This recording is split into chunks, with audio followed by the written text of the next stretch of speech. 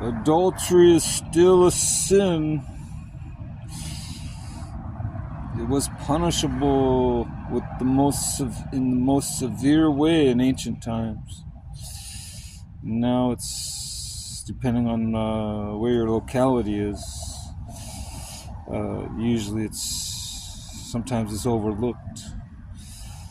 Sometimes they just treat it as a normal part of life.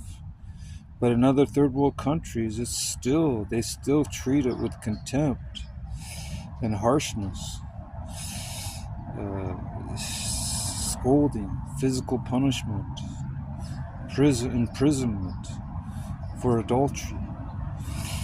And it's very many religious texts talk about how shameful and detestable and abominable it is to betray your spouse by having an affair. They call it an affair, but call it for what it is. It's betraying your spouse.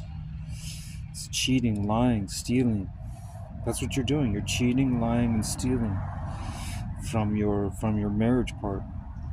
And your marriage is a covenant between you, your spouse, and God.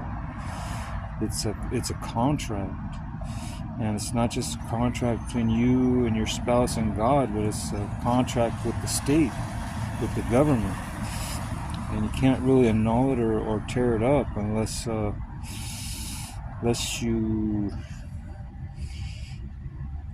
it's in defiance against God's laws. It's forbidden in many cultures. Some cultures they tolerate it. In other cultures they forbid it.